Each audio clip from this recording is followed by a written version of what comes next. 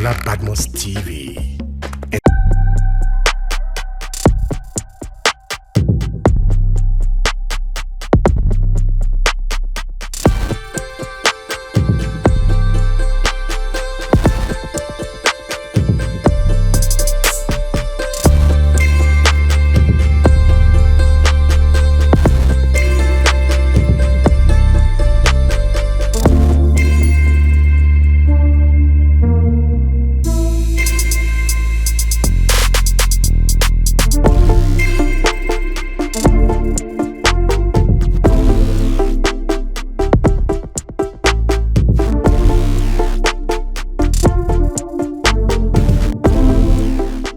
If you have seen the trailer of Colors of Fire, you know the person standing next to me is not only a stellar actor, but is one of the cast of this amazing masterpiece. I'm talking of none other than the mastermind himself, Gabriel Afolaya. Good evening, sir. How are you? So, good evening to you too. It's the premiere of Colors of Fire. You know, the last time I saw you at the premiere of Three Cold Dishes, I was so excited about this film, and you told us to watch out. Now we are finally getting to see this film hit the cinemas. What excites you the most? What excites you so much about this film? Is the fact that it's going through another terrain entirely. It's a different feel. It's a different type of filmmaking. I'm not going to say it has never been done, but I think people are in for a big treat because this feels different from all perspective, from the story arc to the production design to the caliber of actors handling roles, to the directorial approach, to the makeup, to the costume design, to the set itself. So it's a whole lot of good stuff coming together to serve one single purpose. Right. Yeah. So and I think that's one of the things. Most of the things the audience will enjoy a whole lot more because it feels different. Yeah. Love to hear that. I'm gonna ask you, working on Colors of Fire. Tell me about your role and Badiro is the name of a character. And Badiro is quite simple and logical in his mindset, even though being misinterpreted. But then Badiro would like to do things when it needs to be done, especially for the kind of person that he is, and the purpose is serving within the terrain of a certain kingdom. And I think he's very he's up-minded. He loves fact. And when people love fact, they always want to do things right. You understand? By themselves, by the community they lead, and all of that. So Badr is quite like that. It's pragmatic, like I said, it's logical as well. So for me, playing the character was quite interesting because it speaks to the core of the person that I can be. And attaching that to the phlegm of the character itself, it was the right thing to do. It was the right thing to do. Yeah. right. I mean, we need to keep our eyes locked on for Badiru. Right. I'm gonna ask you, when you saw the script or when you got informed that you're gonna be on this project, what image did you have in your mind, and how did it? I'm always like a plain canvas. I don't try too much to think of things. I always want to give myself time, let things breathe, and don't get too. Let me say, don't get overexcited about playing the character, because you might end up losing out on some very important facts about the character. So I took my time with it. I spoke with the director as well, and we had a bit of a conversation around the character, and I started to paint stuff on my canvas. And at the end of the day, I think we had something nice. Yes. Speaking about overexcitement, I feel like getting into any character, it's a lot of work. I would ask you, which was the hardest for you to do? Was it getting into that character of Badiru, or getting out of the character of Badiru when the film was? Well, for me, it's a total. I immerse myself into the sphere of a story, hanging on to my character's strengths and weaknesses. And for me, it's always within the sphere of the story. Like I said, getting into character, it was good. getting out of it also would also be good as well. Why? Because I don't try to transcend things way too far beyond how they're supposed to. We know the reason why we're making the film. We stick by that reason. We stay true to it, and we give it our best shot all the time. Yeah. It was amazing hearing from you, and I look forward to the exploits Colors of Fire will do, and I look forward to seeing Badiro's, Badiro's everything in this film. Thank you so much, and I would not get tired of saying congratulations to you, and well done. Have a lovely night. Ladies and gentlemen, on the red carpet with me is Strawberry Cute Face. Good evening, how are you? You know my name. I'm very well, thank you. I mean, it's the premiere of Colors of Fire, and the last time I saw you was at premiere of Obasabi Auntie. What a time for us to be Nigerian. What excites you the most about Colors of Fire? See, the producer is my guy, is my friend, and I won't expect nothing but 100% acting. See the cast now. Of course, 100% delivery in the movie, and I'm here to have a good time. So I know. You guys, watch out for this film. Let me not talk too much. What do you think, or how do you envision that Colors of Fire is going to be different from the other projects he has worked on? Well, all his movies are always spectacular. They are unique in their own ways. And I think this one is bigger. I know it will be better by the grace of God. And of course, the cast, I'm looking forward to laughing, having a good time. I know he will deliver. I don't know. All these movies are always amazing. But I don't even know what to say. You've seen his movies now. Yeah. He doesn't, 100% minus nothing, man. Yeah. When you saw the trailer of Colors of Fire, what image did you have in mind? Like, when you saw the fashion or the culture or the fashion, the drama, what came to your mind? Maybe chaos in each houses. I don't know. I know that there shall be chaos in the different houses. I saw red color house. I saw blue color house. So I know there will be different fights. I think fights. Yes, chaos fights. Yeah, I think so. Before I let you go, what does fire, or if you are to describe your fire, how would you describe your fire? My fire. My beauty is my fire. I love it. It's a thing to be beautiful, and it's a thing to know that you are beautiful. Right. Yeah. I love to hear that. Thank you so much for speaking to me. You look fabulous, by the way. And do you have... Right. You look lovely, and do you have a lovely night? Thank you so much. Ladies and gentlemen, with me here is one of the man of the moment. I'm talking of none other than Uzor Arukwe himself. From loving everyone to behind the scenes, and now we have Colors of Fire. What does this moment feel like for you? It's very surreal. It's very humbling. I feel blessed. I feel like I'm living in the center of my dreams, my God's purpose for my life. It's very humbling. I'd love to hear that. Let's talk about Colors of Fire. When you saw when you got informed that you're going to be on this project, what image did you have in mind, and what did you eventually make on set? So when I read the script, so what I do is after reading the script, I talk to the director to see what exactly he has in mind. Luckily, he was also the writer, so I understood exactly what it was, and I knew that it was a lot of work, like a lot of work. And so the journey just began. I read the script over and over again, try to become one with the character, and I started doing my training, sword fights. I had to learn language, the Yoruba language itself, because I didn't want any part of me being able to slip into the character, because the character is a Yoruba warrior, so there was no way any evil part of me, would slip into it. So it was a lot of work, but I was excited. Why? Because it's a new film. I love Anthill.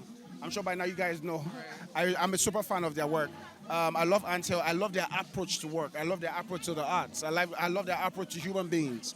Their approach to the things of life. So every time they call me, I always want to listen, because I love.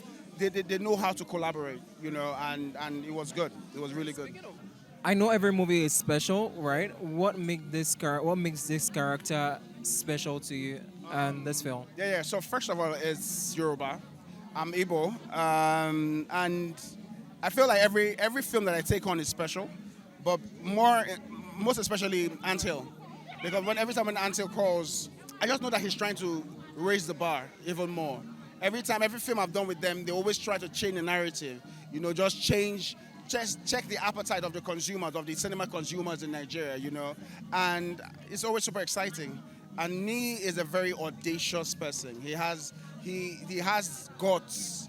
He has guts to create the type of art that he wants to create. And that's why I got into this business. I wanted to just tell stories and create the type of art that my soul and my body and my spirit just yearns for. And that's what he does. And it's, sometimes I'll be honest with you. So when we do all the smaller scale movies, like YouTube and all those things, it's video on demand, So sometimes we don't get to do the roles, or if we don't get to do the type of character or characterization that we're looking for. Sometimes we don't have the time to even get deep into that character because it's video on demand. It has to be churned out like that. But when we have the opportunity to be able to sit down and chew this character and spend time with it and ask the director, what do you think about this? What do you think about this? We bounce off each other, we rehearse.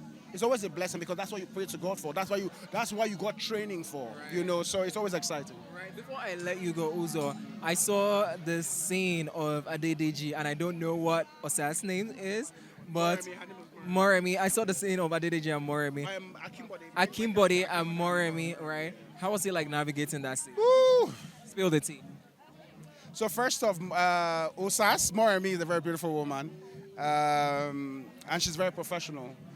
Someone who's been trained and retrained, so you have to come correct as an actor.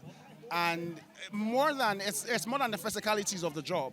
It's getting into the mind and being able to get her to perform and be comfortable enough to perform around you, not feeling conscious of her body or her body type, or feeling like, just getting her to be in the center of her performance. And that's, for me, is what I try to do with all of my colleagues, but most especially with Osas, because there were some scenes that had nudity in them. I didn't want her to feel uncomfortable. I wanted her to still feel comfortable because apart from the nudity, there was still a performance in the midst of all of that was going on. I wanted her to be able to perform and feel comfortable enough to perform at her highest, at her best. And I think I was able to do that. And for me, that's the highest compliment anybody can give me. Right. I'd love to hear that. Congratulations once again on all of your successes behind the scenes, Colors of Fire. We're so proud of all you're doing, and thank you for sharing your creativity with the world. Have a lovely night. Thank you so much, brother. Thank you. Ladies and gentlemen, on this red carpet is filled with many stars, but the person standing next to me is unarguably one of television's favorite personalities. I'm talking of none other than the Queen, Mercy Aigbe. Good evening, Mom. How are you? I'm doing fantastic, and you? I'm doing great. Lovely to see you. I'm going to ask you from Ada Omadadi, Thin Line, My Mother is a Witch, Idia, and now we have Colors of Fire. And seeing the accolades you're getting, how does this moment feel like for you? Very fulfilling as an actor. It's very humbling also, very humbling, because it's been quite a journey. It's not like I've not been getting accolades, but this year in particular, just because I had back-to-back movies, big screen, movies on big screen, and then I'm getting all this. It's very humbling, and I really thank God for it. And I think there are roles that actually show your range. So it's humbling, because the thing is, I just have to be grateful that I'm getting all the scripts that allows me to explore and stretch myself as an actor. So it's one thing to just be there. It's another thing for you to be given the opportunity to actually just show the versatility in you as an actor. So I'm very grateful to God, grateful to my producers, and grateful to all my fans, for always rooting for me and watching my films. It's just a testament to my consistency and hard work in the industry. I'm going to ask you, I feel like every film is very special, every story is important, but can you tell me about your role in Colors of Fire and what made it so special to you? Because it's different. You've not seen Mercy in this form. Mercy Aigbe as Efusheton in Colors of Fire is totally different. Was Fushito a calm person? Or was she mysterious? I would say you find out. Have you Oh, seen the let's know teaser? the tea. Have you seen the teaser? Yeah, I saw the Okay, so teaser. wait for it. See the film, and then you will know who Efusheton is in the film. Right, before I let you go, what image do you want people to have in mind when it comes to this film? When they hear Colors of Fire, what is one thing you want to leave them with? Exceptional. It's a brilliant film. Trust me, they're gonna love it. Thank you so much for sharing your lights with the world and congratulations on all your successes. God bless you. Nice talking. On the red carpet with me tonight is the gorgeous and the most creative. I'm talking of none other than Evolua. With me on the red carpet. Good evening, how are you? Hi, how are you? I'm doing well. You look fabulous, by the way. We're in Shakara Tribe, of course. It's the premiere of Colors of Fire by Nia Kimola. I feel like a lot of people are actually looking forward to this film because it's such a beautiful work of art. When you saw the trailer or when you saw the advertisement of this film, what image did you have in mind for this film? I see fire. I had goosebumps literally, and I'm not even joking. I don't really hype things because it's really hard to impress me. But when I saw this, I was impressed, and that is why I'm here tonight. Like, I feel like it is such a good time to be a Nigerian, right? Like, Nollywood is making me proud. The fashion space is making me proud. Music is making me proud. It is such a time to be a Nigerian. I am looking forward to what, Nia Kimolayo does with this film because the trailer already gives us, it already prepares our mind for mind-blowing performances. And I'm looking forward to what, it brings tonight.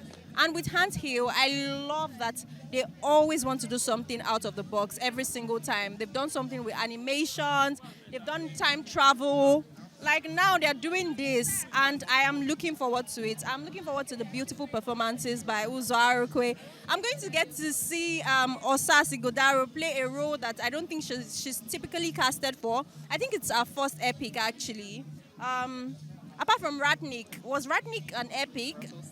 Ratnik, by the late Dimeji, a director. Yeah, she played that role. I think she was like an AI robot or something. Aside that, I don't think that Osas has been casted for something close to this before. So we get to see her in a different light.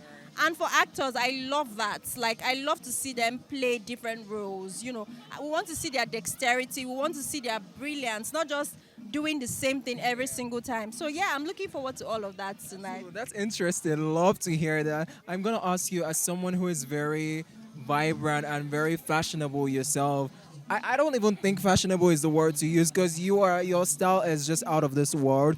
How does culture influence your style and your fashion statement? Culture forms the basis of everything that I do. It's showcasing culture, but doing it in a modern way, doing it in a way that appeals to the younger generation. So what I'm wearing today is still agbada. It's still agbada and, the typical Kembe pants, but I made it look like a jorts. Right. Because, a typical Gen Z or Gen Alpha would love jorts, right? The way that this is draped is different. Do you get it? To appeal to the younger generation. And that's like the way that we try to preserve culture at Shakara Tribe. So instead of just leaving it the way it is, we are reinventing it, we are reimagining it, but ensuring that it doesn't lose its authenticity. So culture forms the basis of everything that I do and everything that we do at Shakara Tribe. I love to hear that. I love to hear it. Before I let you go, what do you think, what boundaries do you think this movie would break in the Nigerian and the global cinema industry at large? It's different. It's very different. And when you do something that's, is out of the ordinary, something that is not regular, something that we don't see every single day, it's definitely bound to break boundaries. I was saying something to the lady that interviewed me previously. I'm like, it's such a time to be a Nigerian. I am so proud. Like, I feel so proud to be a Nigerian. And I feel like right now the world is watching us. Like, there's so many eyeballs. I was at the British Council recently, and they were saying something like, for the first time ever, there's going to be a show, like a night dedicated to, Nigerians just doing their thing. And they were like, it has never happened before. So it just goes to show that the world is watching. The world is finally catching up with us and seeing, a brilliant display of our culture, a representation of, our tribes and everything in our movies, in our sound, in our fashion. It just makes me very happy to be a Nigerian, and it makes me happy to be alive at this time. So yeah. I'm so excited to be a Nigerian myself also. Thank you so much, everyone, for speaking with me and championing such important stories. I see what you're doing with Shakara Tribe and the Christmas. It's lovely. The first ever Christmas tree made with our Nigerian fabrics on the 24th of December. I mean, keep it locked. Keep it locked. Thank you so much for speaking with me. Have a lovely night. Thank you. People, my name is Eniola Badmus, and of course I'm using this medium to remind you guys to please subscribe to Eniola Badmus TV on YouTube, so you can get to what different trending news, you can get to what different entertainment updates, and of course all the news going all around the world. Guys, do not forget to turn on your notification so you can get to watch all of our content. Thank you so much, guys. And